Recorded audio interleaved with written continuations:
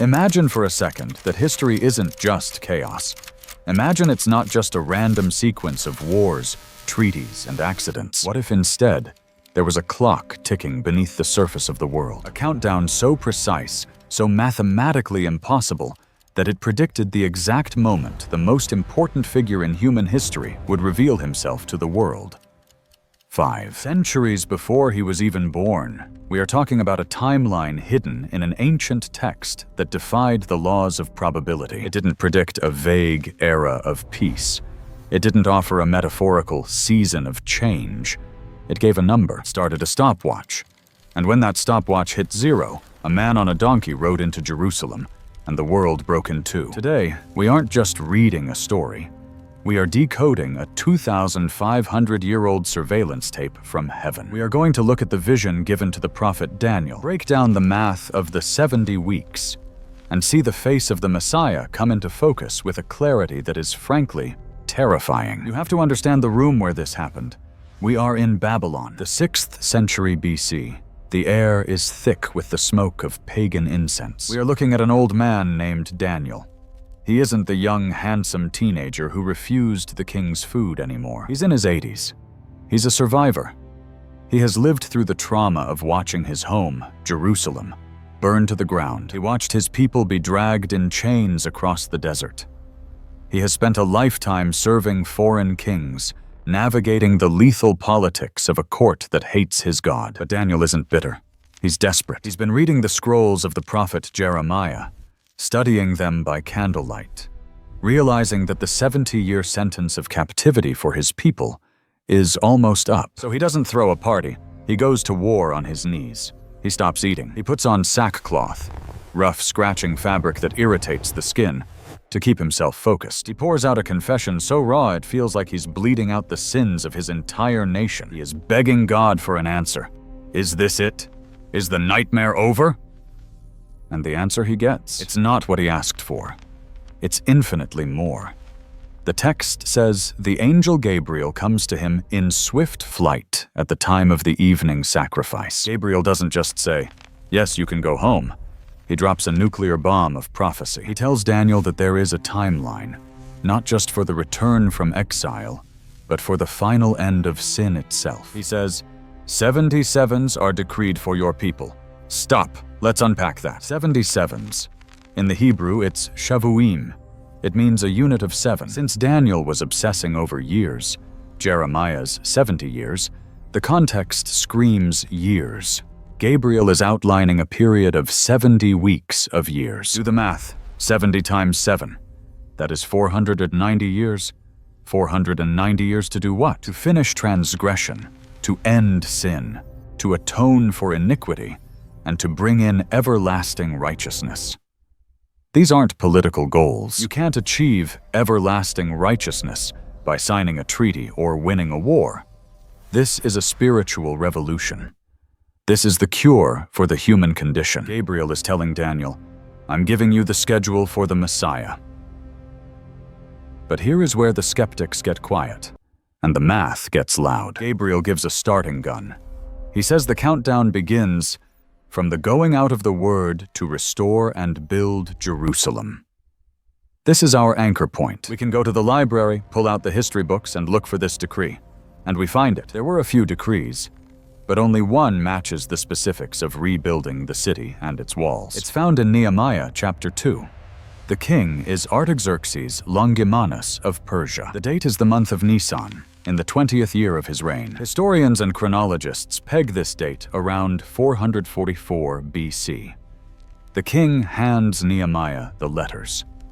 The order is given. Click, the stopwatch starts.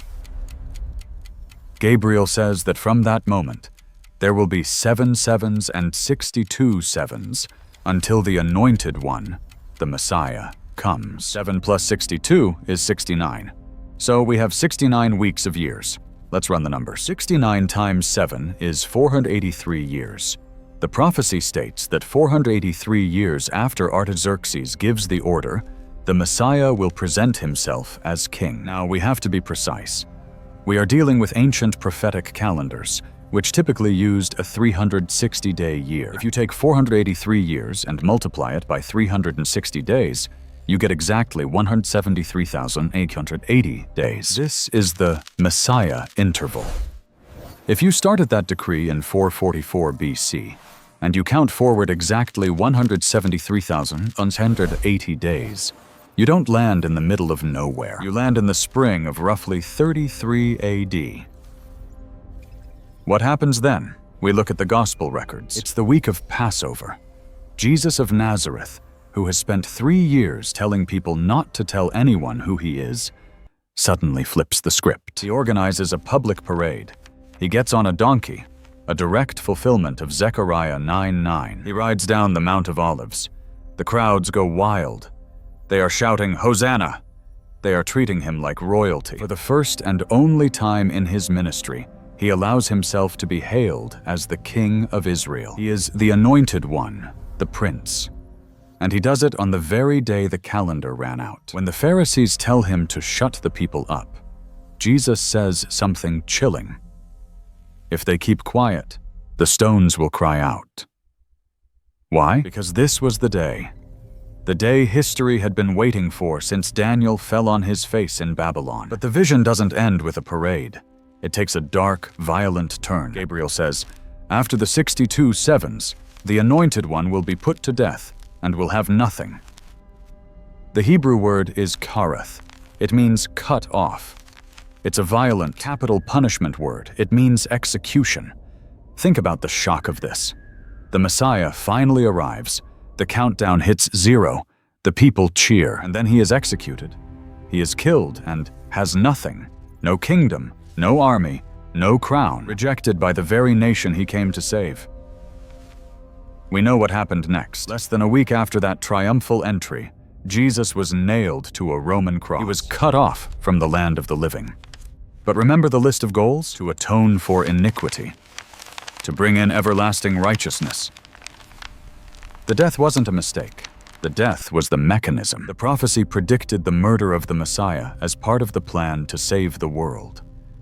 And then, the vision drops one final, terrifying clue. Gabriel says, the people of the ruler who will come will destroy the city and the sanctuary. The sequence is crucial here. First, the Messiah comes. Second, he is killed. Third, the city and the temple are destroyed. If Jesus wasn't the Messiah, the timeline breaks. Because we know for a fact, from Josephus and Tacitus and the Arch of Titus standing in Rome today, that in 70 AD, the Roman legions under Titus surrounded Jerusalem. They breached the walls. They burned the temple so thoroughly that the gold melted into the cracks of the stones, and the soldiers pried the stones apart to get it, leaving not one stone on top of another. This creates a massive problem for anyone still waiting for the Messiah. The prophecy says the Messiah must come before the temple is destroyed. The temple was destroyed nearly 2,000 years ago. If the Messiah didn't come then, the prophecy failed. But he did come. He walked right into the timeline, right on schedule. There is a forensic detail here that gives me chills. It's about the genealogy. To be the Jewish Messiah, you had to prove you were from the line of King David, the tribe of Judah. Where were those records kept? In the temple archives. When the Romans burned the temple in 70 AD, those records were incinerated. Ash, gone forever. Do you realize what that means? The window to prove you are the Messiah closed in 70 AD. No one born after that date can legally, historically prove their lineage to David. The Messiah had to arrive before that fire. Jesus of Nazareth is the only person in history who fits the timeline, who claimed the title, and whose lineage was verifiable before the records were destroyed. This brings us back to Daniel, the old man in the palace, staring into the candle flame. He saw the Son of Man in his visions. He saw a king who would suffer. He saw a kingdom that would start like a small stone and grow to fill the earth. He didn't just see a philosophy. He saw a person. The accuracy of this is not a coincidence. You cannot guess 173,880 days by accident. You cannot predict the rise and fall of empires, the specific date of a decree, the execution of a king, and the destruction of a city centuries in advance by lucky guessing. This is the fingerprint of God. It is history written in advance. Daniel's vision forces us to confront a reality that is uncomfortable for some and life-changing for others. Jesus is exactly who he said he was. The clock started in Persia. It ticked down through the centuries, and it stopped at the foot of the cross. The countdown is over. The question now is, do you see him?